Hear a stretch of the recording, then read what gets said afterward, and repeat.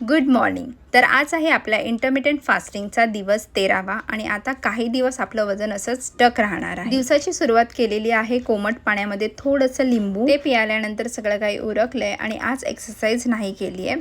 कारण असं आहे की आज आहे पिरियडचा फर्स्ट दिवस आणि एक्सरसाइज जर जमत असेल, आपल्या बॉडीला सहन होत असेल, जमत असेल तर करायची आहे, नाहीतर काही दिवस स्किप केली तरीही नो प्रॉब्लेम।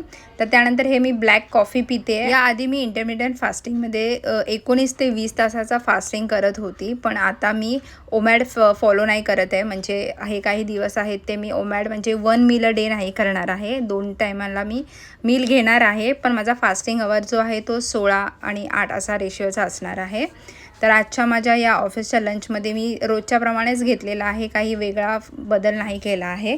प्रोटीन आणि फायबर हे सगळं तशाच प्रकारे आहे। हे आजचा माझा मील आहे। भोपळ्याची भाजी आणि मुगाचं पाणी वगैरे असं घेतलेलं आहे।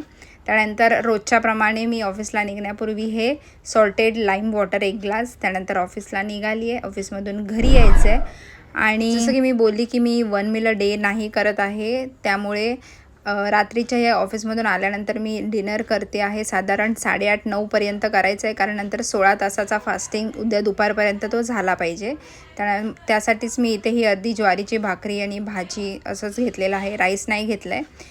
त्यानंतर आता मी हा मील घेतला आहे, त्यामुळे मी सॉल्टेड लाईम वॉटर थोडं नाही घेत आहे, कारण ऑलरेडी पोट भरलेलं आहे। तर चला बाय, गुड नाईट।